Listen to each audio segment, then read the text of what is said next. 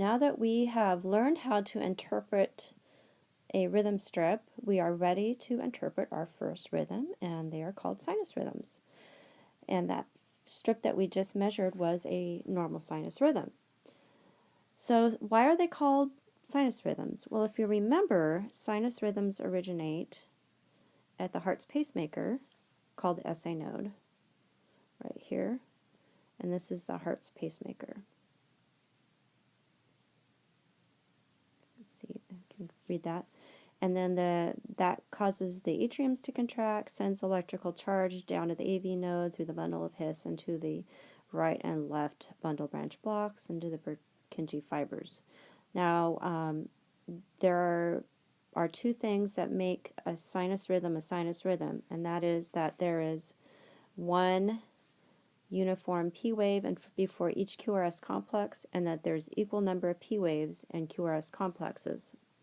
Now, there are a number of different types of sinus rhythms, but we're only covering 4 of them, and that is normal sinus rhythm, sinus bradycardia, sinus tachycardia, and sinus arrhythmia.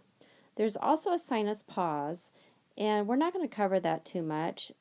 Basically, it's just there's a pause on a isoelectric line where we have a heartbeat right here, and a heartbeat right here, and there's a beat dropped. It's called a sinus pause. So we'll just put a pause here. And maybe we'll talk about that in the future in some of the other rhythms that we'll be looking at. Now we'll briefly look at normal sinus rhythm. Remember from our lesson on using the 6-step method that sinus rhythm, the R to R is regular and it's constant. The rate is between 60 and 100. So that is a clue right there. Rate is always 60 to 100. If it's 99, that's still sinus rhythm. If it's 61, 60, that's sinus rhythm. The P wave is always upright before each QRS complex. The PR interval is 0.12 to 0.2 seconds, and the QRS is less than 0.12 seconds. Now we're going to change it up. Well, what happens if our heart rate is less than 60? Well, this is called sinus bradycardia. The formula is the same. We still have the regular rhythm, meaning that the R to R is constant and it measures out equal. It's just slower. It's less than 60 beats a minute. The P waves are still upright before each QRS complex in this lead 2, and the QRS complex is less than 0.12 seconds. Now, where do we see this? Well, we see sinus bradycardia in a lot of athletes. Athletes have very toned hearts, and so often when they're sleeping or when they're not exercising, when they're sleeping or at rest, their heart rates will be in the upper 50s to 50s. Sometimes when we sleep, it's normal for the heart rate to drop. Not to 30 to 40, but some people do drop to 40, and that's normal for them. So don't be alarmed if you see that on your telemetry monitor. But you do need to know what the patient's normal is. So if it's not normal, then you want to check it out. And then some medications will cause sinus bradycardia. Those would be like beta blockers, which slow the conduction of heart rate. So some patients that you see are on rate control medication will slow the rate down, and these patients live in the 50s. And if they don't look too good, you probably want to check that out.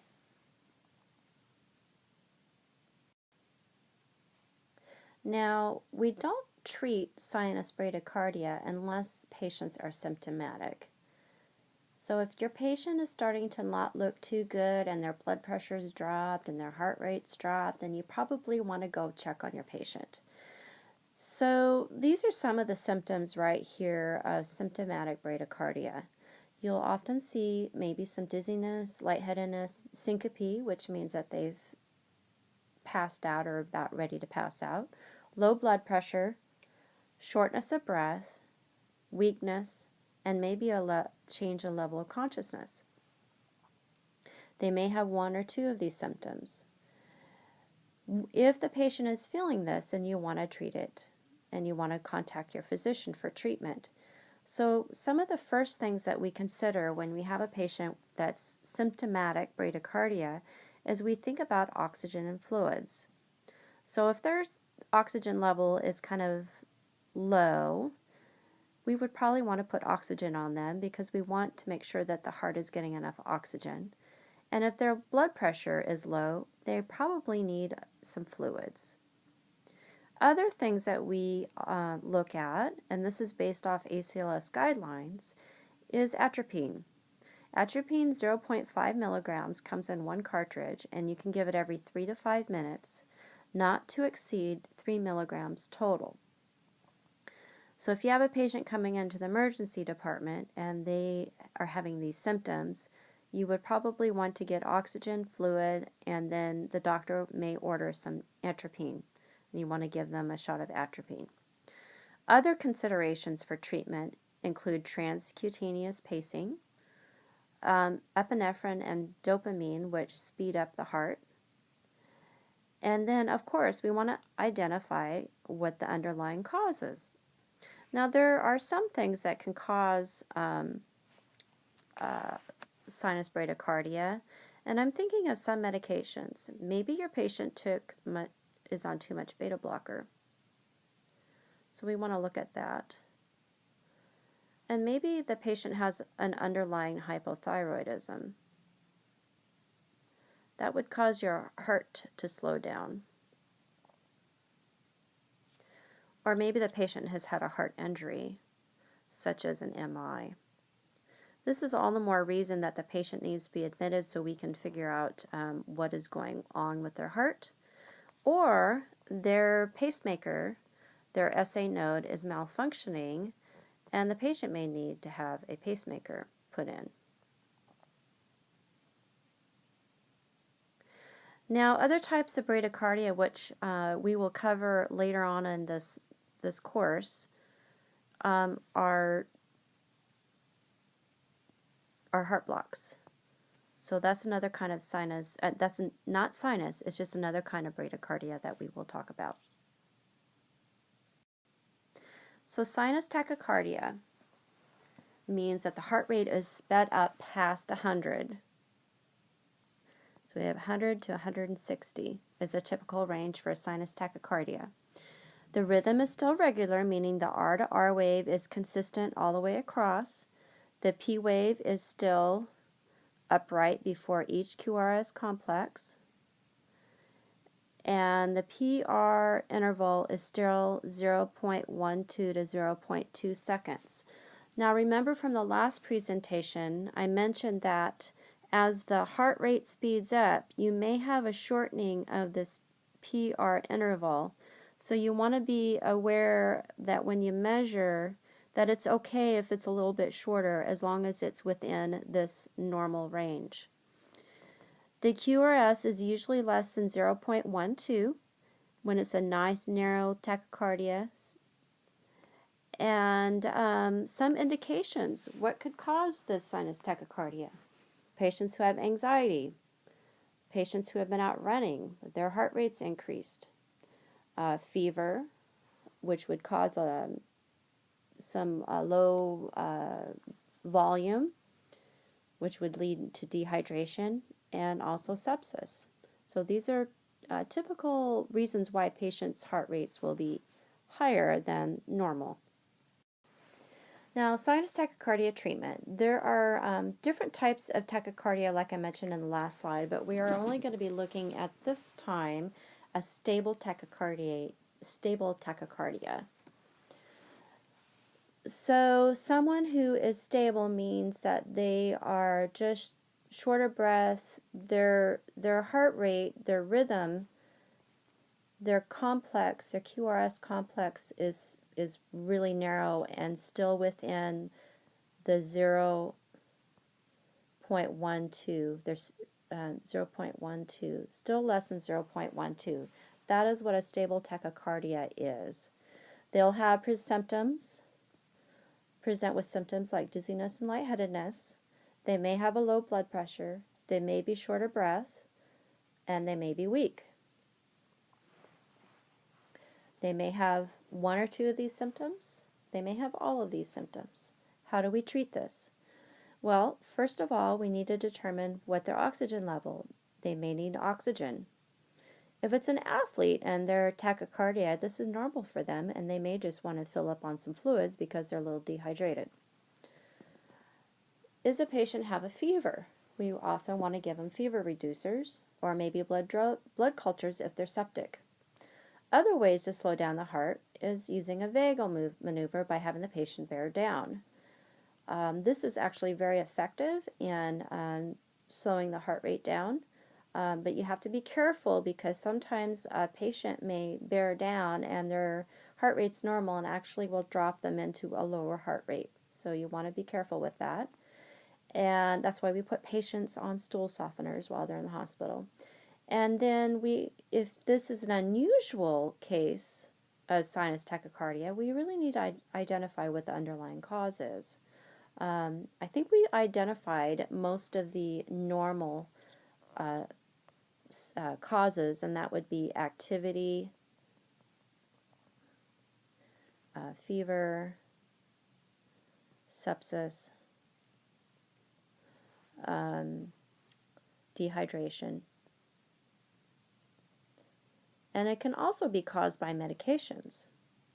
There are many medications that can cause an increase in heart rate. And one of those, can you guess, is caffeine. So caffeine can cause your heart rate to go up pretty significantly. Our last sinus rhythm that we're going to be reviewing is sinus arrhythmia.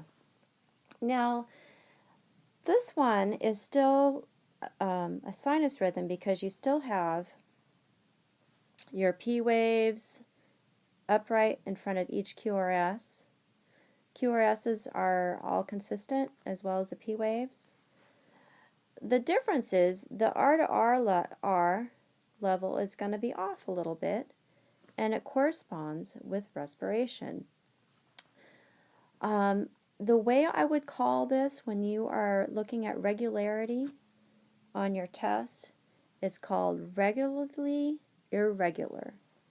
So every time the patient breathes in and out, you'll see a correlation on their ECG strip. The rate is usually 60 to 100, but it may be lower, especially if the patient's sleeping. They could be sinus bradyarrhythmia. P wave, like I said, upright before each QRS.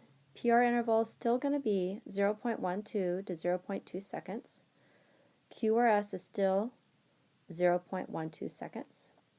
And this is the normal variant. We see this in children and in young healthy people, so we really don't have any need to treat it unless it's not normal, and then that's where we would look at the different causes based on if their heart rate is higher or lower.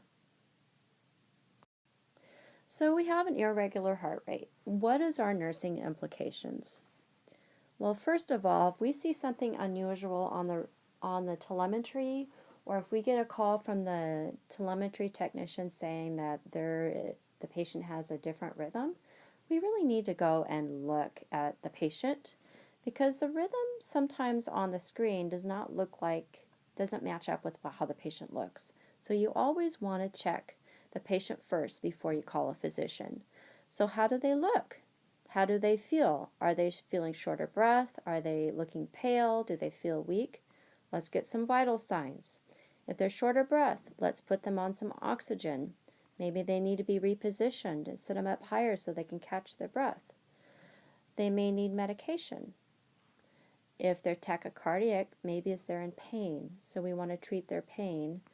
We want to reposition them. We want to think about some other alternative methods like heat, ice, repositioning for pain. If they're anxious, maybe providing some reassurance maybe having family come by and see them, or maybe just sitting down and talking with them for a while and finding out why they're anxious. Once we have tried these symptoms and the patient doesn't look good and we've got some oxygen on them, we still need to communicate with the team that yes, this rhythm matches with how the patient feels. So we're going to contact our provider, and then we're going to contact the RN if we need to for any assistance and support. Now you always want to keep your charge RN know what's going on with your patient. If it's a bad rhythm, or if you are tied up with the patient, you want to involve your buddy. And if it's sinus brady and the patient is very symptomatic, you may want to call RRT, which is a rapid response team, or a code. Now, I'm not saying that your patient's got a code, but just to be aware that you need to communicate with the team if you have a rhythm that supports how your patient feels, that they need the help that they need to get better. Well, that concludes our PowerPoint on sinus rhythms and reading rhythm strips. I hope that you were able to follow along. If you have any questions on this presentation, something that didn't quite understand or something that I missed, please send me an email or post your question in the forums under questions for faculty. Thank you.